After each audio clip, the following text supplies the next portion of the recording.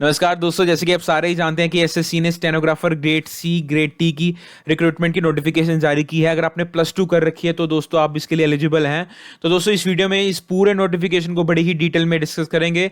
तो इस वीडियो में आगे बढ़ने से पहले सभी को रिक्वेस्ट है, इस चैनल को जरूर सब्सक्राइब कर लेना डेली गवर्नमेंट जॉब अपडेट्स के लिए। तो आइए दोस्तों स्टार्ट करते हैं। तो दोस्तों जैसे कि मैंने आपको बताया कि मैंने ये नोटिफिकेशन को डाउनलोड कर रखा है, तो उसको सीधा खोल लेता हूँ। तो दोस्तों ये नोटिफिकेशन को मैंने खोल लिया है। एसएससी ने stenographer grade C and grade D examination 2022।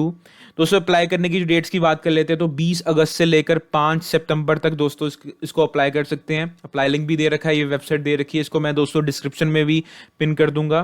बात कर लेते हैं दोस्तों ये एग्ज़ाम कब होने वाला है। तो जैसे इन्होंने इन्फॉर्मेशन दी, नवंबर में दोस्तों ये एग्ज़ाम होगा। इस बार जो दोस्तों इन्होंने कहा कि नवंबर को ये एग्ज़ाम होने वाला है। वैकेंसीज की बात कर लें, कितनी वैकेंसीज निकाली गई हैं दोस्तों, ये इन्होंने ये कहा है कि updated vacancy position will be uploaded on the website, कि दोस्तों आने वाले दिनों में इसके बारे में भी इंफॉर्मेशन वेबसाइट पर डाल दी जाएगी। तो दोस्तों इसके बारे में आपको मैं ज़रूर बताऊंगा। अब बात कर लेते हैं दोस्तों एलिजिबिलिटी के बारे में। तो दोस्तों ये एलिजिबिलिटी कह दी है कि you must be the citizen of India, ये तो बेसिक एलिजिबिलिटी है। एज लिमिट बता रखी है कि दोस्तों अगर आप ग्रेड सी के लिए अप्लाई कर रहे हैं तो 18 से लेकर 30 साल के बीच में आपकी एज होनी चाहिए। अगर आप ग्रेड डी के लिए अप्लाई कर रहे हैं तो 18 से लेकर 27 साल के बीच में आपकी एज होनी चाहिए। अगर आप SC ST कैटेगरी से हैं तो 5 साल का एज रिलैक्सेशन भी मिलता है, ओबीसी वालों को 3 साल का और PWD वालों को 10 साल का। और दोस्तों काफ़ी सारे रिलैक्सेशन भी यहाँ एज के दे रखे हैं। मैं इस नोटिफिकेशन को भी अपने डिस्क्रिप्शन में पिन कर दूंगा, वहाँ जाकर इस पूरी डिटेल को आप बड़े ही ध्यान से दोस्तों पढ़ सकते हैं, इसको स्टडी भी कर सकते हैं। अब दोस्तों आगे बात कर लेते हैं इसेंशियल एजुकेशन क्वालिफिकेशन की। तो candidates must have pass 12th standard की प्लस टू दोस्तों आपकी पास होनी चाहिए, या इसके इक्विवेलेंट एग्जामिनेशन को आपको पास जरूर कर रखा होना चाहिए एज ऑन 5 सितंबर 2022 तक। तो आगे दोस्तों बात कर लेते हैं हाउ टू अप्लाई इसका। तो मैं दोस्तों आपको लिंक डाल दूंगा अपने डिस्क्रिप्शन में। तो काफ़ी बार ऐसा होता है कि फॉर्म रिजेक्ट हो जाता है just because of our photograph.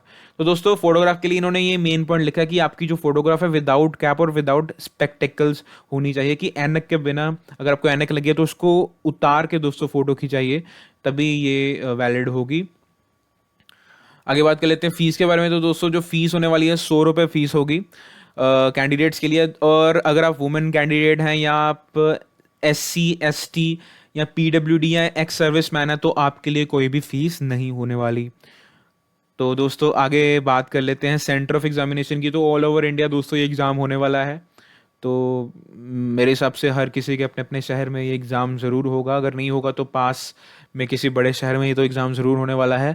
बात कर लेते हैं दोस्तों अब कंप्यूटर बेस्ड एग्जामिनेशन जो सबसे पहले होने वाला है, उसमें क्या क्या सिलेबस आने वाला है। तो जनरल इंटेलिजेंस और रीजनिंग आएंगे, इसके 50 क्वेश्चन आएंगे। जनरल अवेयरनेस आएगी, इसके भी 50 क्वेश्चन आएंगे। और इंग्लिश लैंग्वेज एंड कॉम्प्रीहेंशन भी आएंगे, इसके 100 क्वेश्चन आने वाले हैं। मतलब दोस्तों 2 घंटे का जो एग्ज़ाम होने वाला है। क्वेश्चन पेपर दोस्तों ऑब्जेक्टिव टाइप होगा, इंग्लिश और हिंदी दोनों में पूछा जाएगा। अगर आपको नेगेटिव मार्किंग अब बात कर लेते हैं नेगेटिव मार्किंग की। दोस्तों 0.25 मार्क्स की नेगेटिव मार्किंग भी रहेगी, तो ध्यान से बिल्कुल दोस्तों इस एग्ज़ाम को ज़रूर दीजिएगा। बात कर लेते हैं सिलेबस की। तो जनरल इंटेलिजेंस में रीजनिंग में दोस्तों वही जो रीजनिंग का सिलेबस ये दे रखा है, judgement, decision making, visualisation, arithmetical reasoning, इस पूरे नोटिफिकेशन को ध्यान से पढ़ सकते हैं। जनरल अवेयरनेस में भी दोस्तों वही सिलेबस, इंडिया और इसके नेबरिंग कंट्री के बारे में, sports, history, culture, geography, economics, science, polity, तो ये दोस्तों ये सब पूछा जाएगा। इंग्लिश लैंग्वेज में दोस्तों इंग्लिश के ही वही सारे कॉन्सेप्ट्स और कॉम्प्रिहेंशन के बारे में पूछा जाएगा। अब अगर आप दोस्तों इस CBT को आप क्लियर कर लेते हैं, उसके बाद में एक स्किल टेस्ट होगा स्टेनोग्राफी का। इसमें दोस्तों कैंडिडेट्स को एक डिक्टेशन दी जाएगी, जो 10 मिनट की डिक्टेशन बोली जाएगी इंग्लिश या हिंदी में। अगर आप दोस्तों स्टेनोग्राफर ग्रेड सी के लिए अप्लाई कर रहे हैं, अगर आप उसके लिए क्वालिफाई करते हैं दोस्तों, तो आपको 100 वर्ड्स पर मिनट में लिखनी होगी। और अगर आप डी के लिए क्वालिफाई करते हैं तो आपको 80 वर्ड्स पर मिनट में लिखनी होगी। और इसके बाद में दोस्तों आपको ट्रांसक्राइब भी करना होगा कंप्यूटर में। और दोस्तों ग्रेड डी में अगर आप इंग्लिश में करते हैं तो 50 मिनट मिलेंगे, ग्रेड डी में अगर हिंदी में करते हैं तो 65 मिनट मिलेंगे। और अगर आप ग्रेड सी में कर रहे हैं इंग्लिश में तो 40 मिनट, और ग्रेड सी में हिंदी में कर रहे हैं तो 55 मिनट्स मिलेंगे। तो दोस्तों एक इम्पोर्टेंट बात कर लेते हैं मोड ऑफ सिलेक्शन के बारे में।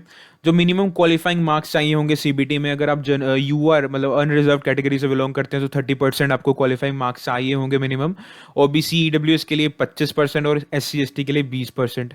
और एक आपको बात a candidate will have to indicate the post for which they are applying. आपको ये बताना होगा अप्लाई करते वक्त कि आप किस पोस्ट के लिए अप्लाई कर रहे हैं, ग्रेड सी के लिए कर रहे हैं, ग्रेड डी के लिए कर रहे हैं, दोनों के लिए कर रहे हैं। तो आज की इस वीडियो में हमने पूरे नोटिफिकेशन को बड़ी डिटेल में डिस्कस किया। हर उससे इसका अप्लाई लिंक भी मैंने डिस्क्रिप्शन में दे रखा है और साथ ही साथ में नोटिफिकेशन को भी दे रखा है, वहाँ जाकर आप डिटेल में इसको पढ़ सकते हैं। तो ऐसी ही डेली गवर्नमेंट जॉब अपडेट्स के लिए भी मुझे सब्सक्राइब कीजिए हायर आगोड़ा जॉब्स को। Thank you very much.